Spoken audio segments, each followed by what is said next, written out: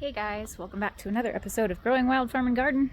I'm Roxanne, and today, since it's getting into the cold season, the winter season, I wanted to talk about some stuff we do around the garden or for the garden, since there's not really any gardening going on right now for me, unless you count my prematurely sprouted garlic over here doing its thing like it shouldn't be. But I digress. So at the very beginning of the video, you saw our posts, so I'll show it to you again. Here's the tall, I think it's like one of the taller ones, one of the tallest ones.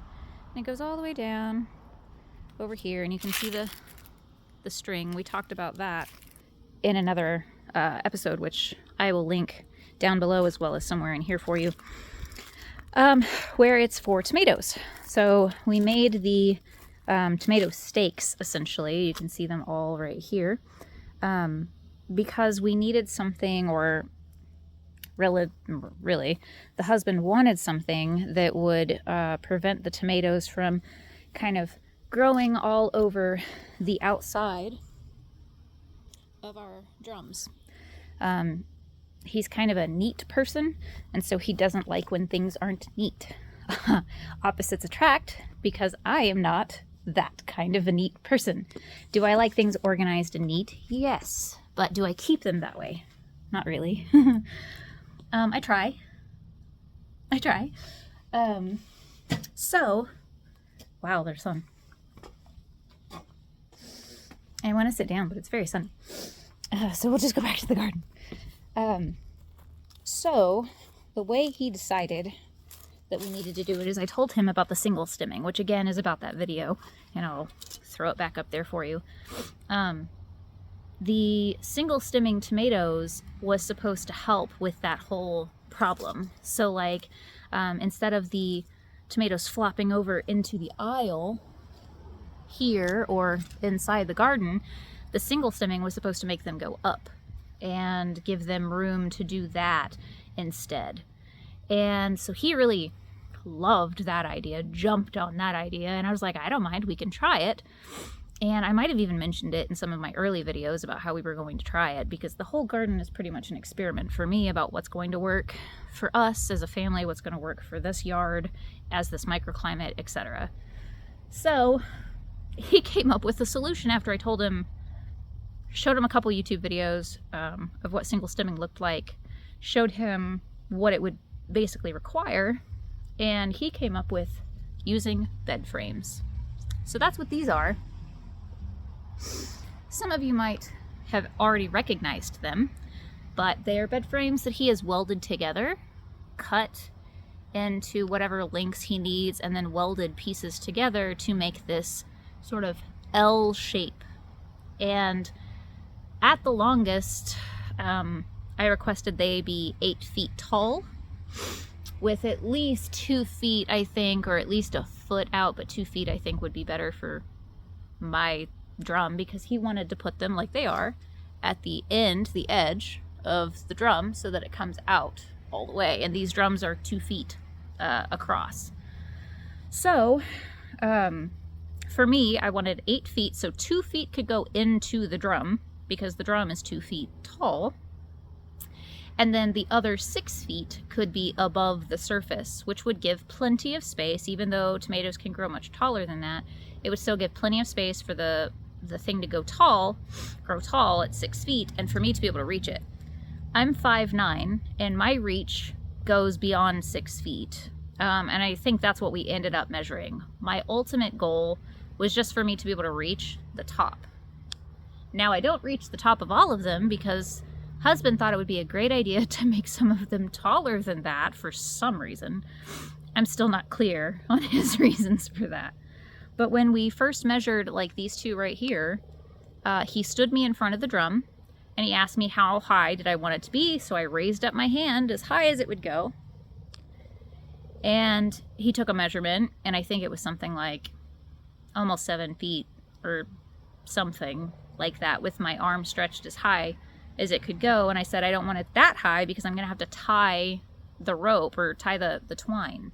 So I want to be able to do that easily. And So I said, why not do it 8 feet? 6 foot is just a little bit taller than me. And it gives me plenty of access to that ability to wrap around or tie off whatever I need to. He agreed to it, and then we wound up with just a bunch of different sizes, which is fine. It's fine. Whatever. Whatever works. Ultimately, I can still get to it with a step stool or something, and I don't have to mess with it that often, so it's not really that big of a deal. But to start out, I wouldn't go above 6 feet. It makes it a lot easier to just get to, especially if you have a handy tall person in your life that can reach 6 feet. If you're a shorter person, I just wouldn't go above an 8 foot long piece of whatever you're using. We used bed frame. He used bed frame because it was easy to weld with what he had, and so that's another reason.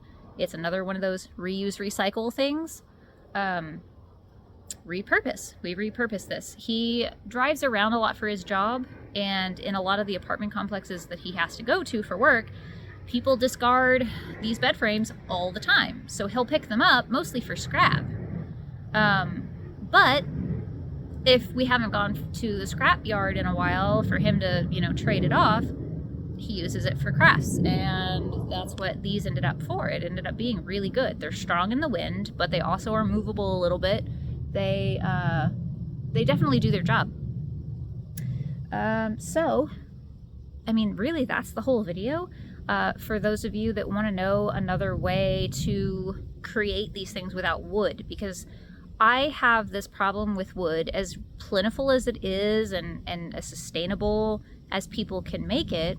I have a problem with wood because it rots so fast. You can paint it like I do with my beehives. I mean, you can paint it and it'll seal it up for a while, but the maintenance, I mean, you have to paint it, you have to paint it, you have to paint it. And then the poisons in the paint aren't exactly my favorite thing to think about. Ultimately, when it comes down to it, I wanted something easy, sort of maintenance free. These have been out here for 2 years, at least these two, and they're not rotting, they're not rusting. There's a little bit of rust, but it's surface rust. It's not like rusting through.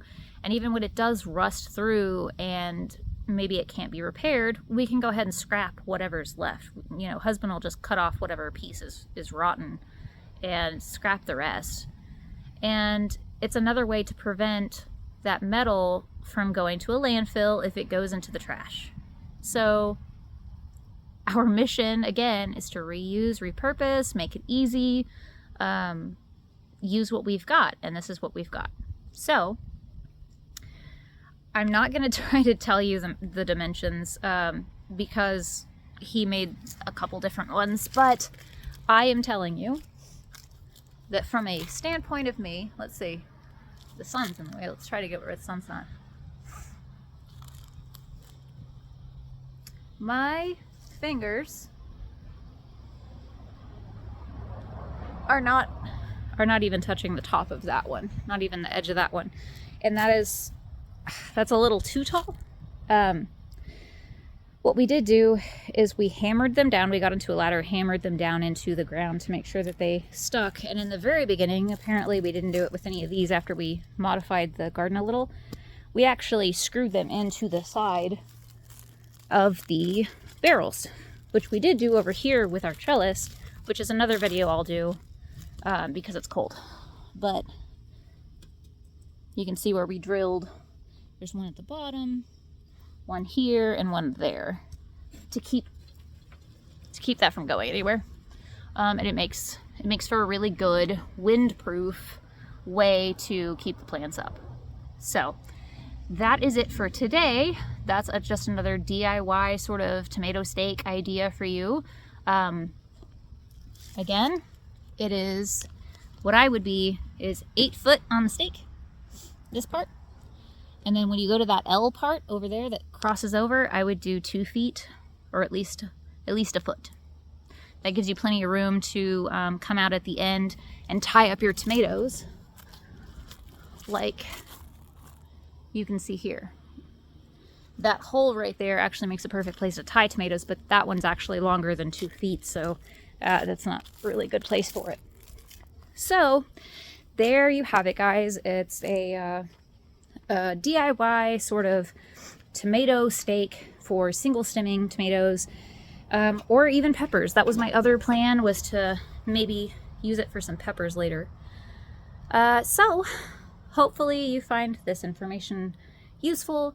Maybe it gives you ideas, inspires you for your own version of a good, stake for your garden, either this year or next year. And you can utilize our ideas. But anyway, that's why I made this channel. So I hope you guys have a good rest of your day, a good rest of your week, and have a wonderful weekend. Until the next time, guys, I'll see you then. Bye.